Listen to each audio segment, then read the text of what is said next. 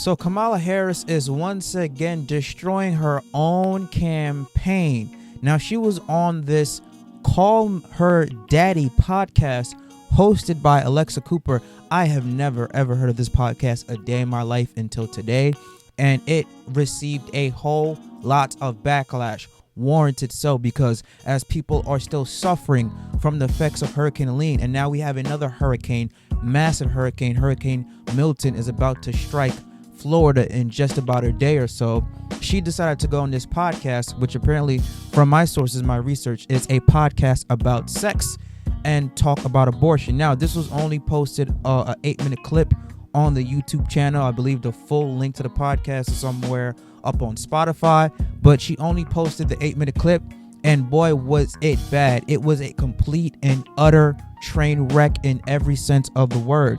First of all, before I play the video, let's take a look at some of the comments right here, because it pretty much shitted on this interview. So, one person said, who all just came here for the comments? Question mark, LOL. Declines Ramsey, but goes on Call Her Daddy, laughing emoji. Look, guys, I grew up in a middle-class neighborhood, because that's what Kamala Harris always likes to say when she's asked a question but can never answer a question. Forget the podcast. The comment section is where the real show is. Selective service is required for all men to sign up. For millions of Americans, men have died forcibly at the hands of the government. You never heard of a draft. At least 1 million American men have died while under compulsory service to the country. But you get the gist. It's pretty much just shitting on it. Another one was 11K likes to 44,000 dislikes, and this was 5 hours ago. So pretty much they're saying that the like to dislike ratio is very, very glaring. It got a lot more dislikes than it did likes. So I'm not going to play the whole clip. You guys could go on the Call Her Daddy YouTube channel and watch it. Again, it's only like under 8 minutes, but I'm going to play a section of what they talked about. Again, the majority of the conversation, if not all the conversation, was about abortion. So enough of me yapping. Let's take a look at this snippet that I was able to grab off Twitter about talking. Is there any laws that the government has in terms of a man's body? I want to pose this question more to you and the daddy gang, but one of the biggest conversations in this year's election revolves around a woman's body. Yep. I want to take a moment, and can we try to think of any law that gives the government the power to make a decision? I know what you're going to ask. About a man's body. Let's No.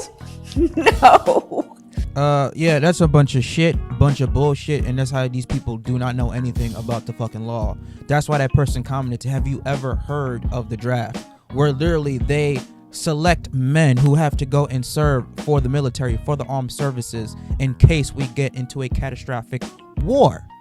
That is a right over a man's body. 18 to 26-year-olds have to register for the selective service. And if we go into a catastrophic war, you have to go into battle to serve your country. What the fuck are these two people talking about? Again, the woman on the right is who people want to vote for.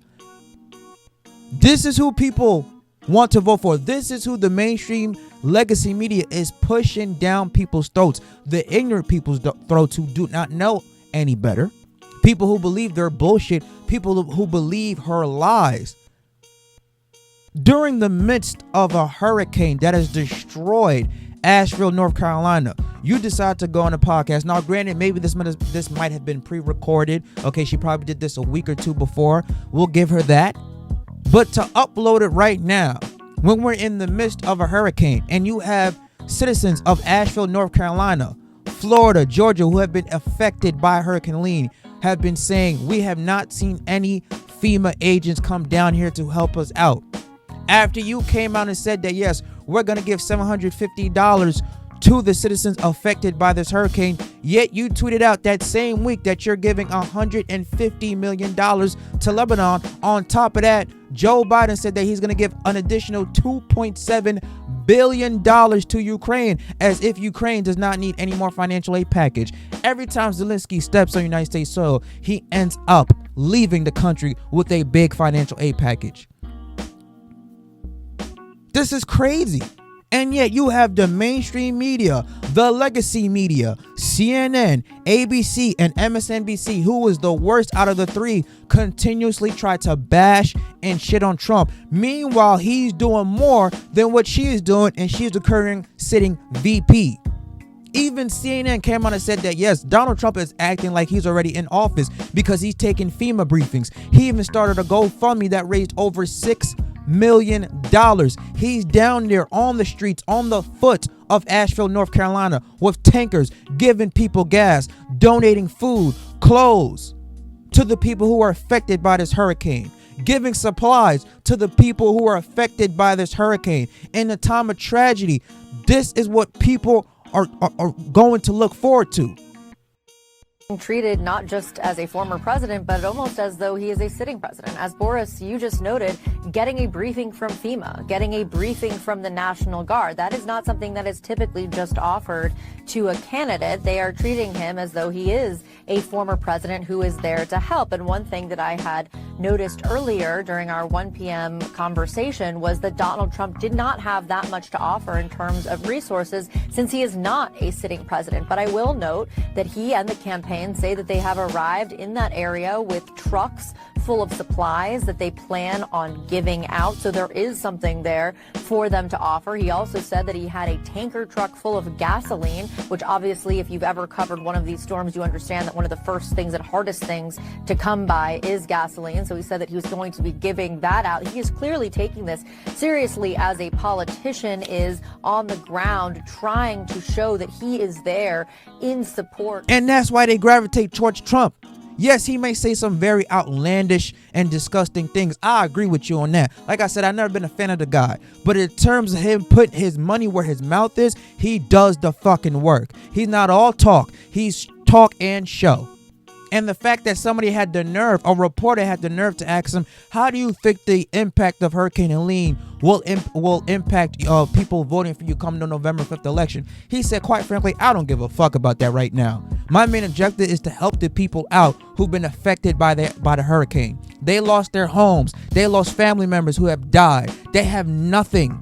The roads are completely destroyed. They no longer have a roof over their head. Everything that they have owned, from cars, food, luggages, electronics, are completely gone.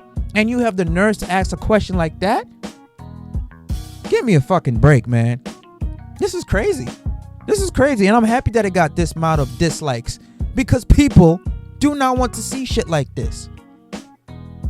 And again, if she had maybe did this podcast, was pre-recorded a couple weeks ago, maybe 1 or 2 weeks ago, fine. But if you're in the midst of a hurricane, you call up like, hey, listen, right now there's a lot going on. I don't want the optics to look bad. Meanwhile, because this hurricane just came out, can you delay the posting of this podcast maybe for another week or so? But you didn't do that. In the midst of all this happening, you're talking about abortion. Quite frankly, I understand. Hey, listen, what was I a fan of Roe versus Wade being overturned by the Supreme Court? No, but people have to understand this. The job of the Supreme Court is to uphold and enforce the Constitution. The reason why they revoked Roe versus Wade is because abortion was not specifically mentioned in the Constitution. They preferred it to the 14th Amendment, which is the right to privacy. Abortion is not specifically mentioned in the Constitution. Therefore, they gave the power back to the states. And even when Roe versus Wade was enforced, states still had their limits on abortion. If a baby had vital signs, if it had a heartbeat, state says, hey, no, we cannot perform this abortion because this baby is now a life. If you kill something that has a life, that is called murder. You're a murderer. That's why it doesn't take 8-9 months to decide if you want to get rid of a baby or not before it has life. It doesn't take you 9 months to figure out, oh, you know what? I cannot financially afford this baby, so I have to do the right thing for what's best for you. And I'm all for that. I am all for that. I am all for the woman having a right to their body. The government in no way, shape, or form should not be telling anybody what to do with their fucking body. They have too much control over our lives already. But where was the right to your body, Kamala Harris, when you and Joe Biden enforced a vaccine mandate affecting 100 million Americans that if they did not get the COVID vaccine, they were out of a job. They couldn't enter a place of business. Hell, they couldn't even visit family members because of a travel ban or restriction, whatever the case may be. For you to go into a place of business, restaurant, sporting events, they had you mandating, hey, we need to see your COVID vaccination card. What the fuck? And that's what you and Joe Biden implemented. Where was the right to your body then? The right to your body should not only be for women, it should be for both men and women, for both genders. Again, I was not the biggest fan when they overturned Roe versus Wade. I thought that should be protected on a national level. I thought abortion should be protected on a national level. But I see where they're coming from. It's not specifically mentioned in the Constitution, and we're going to give the power back to the states because states have more government over the residents than the federal government does. There's a reason why different states have different speed limits. There's a reason why you pay different state levels of state taxes compared to federal taxes.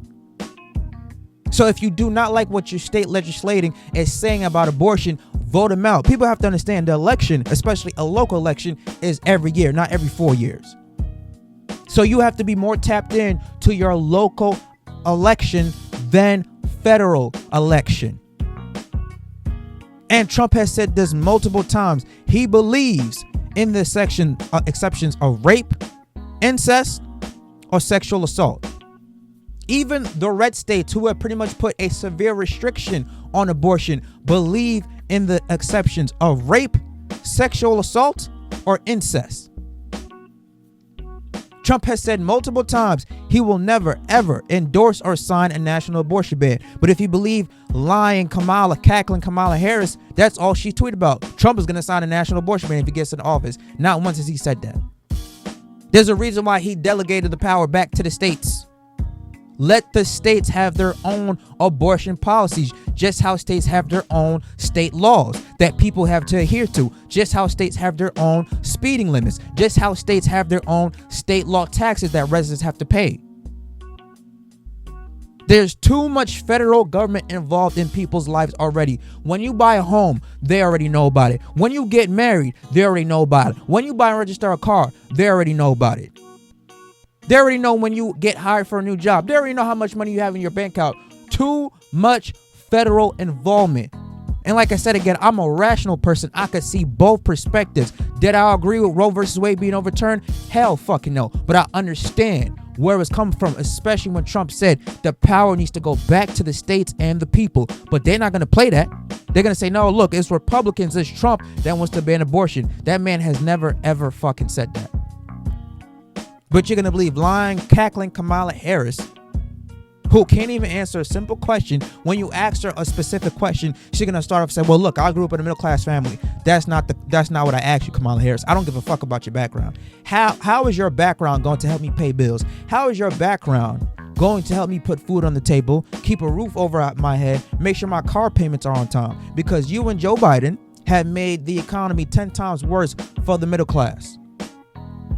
We need, come on, man. And I'm so happy that this right here, the backlash and the reaction that this specific podcast got, gave me some type of hope in humanity because, okay, not everybody is brainwashed listening to the same old regurgitated bullshit that Kamala Harris says. It's crazy. It really is crazy. The fact that they want to say, well, there's no laws in terms of government controlling a man's body. Have you ever heard of the fucking selective service? The draft? Literally, they tell you, hey, you got to go to war in case shit goes left. That's a right to your body. And if you don't want to go to war, you go to jail. 18 to 26-year-olds. Let me know what you guys thought about this clip, about my commentary on the whole situation. If you did watch the 8-minute or 7-minute clip on the Call Her Daddy podcast featuring Kamala Harris, or the whole podcast in its entirety, Spotify, let me know what you guys thought about it overall. Leave your comments down below. Smash the like button, subscribe to the channel. I will catch you guys later. Peace.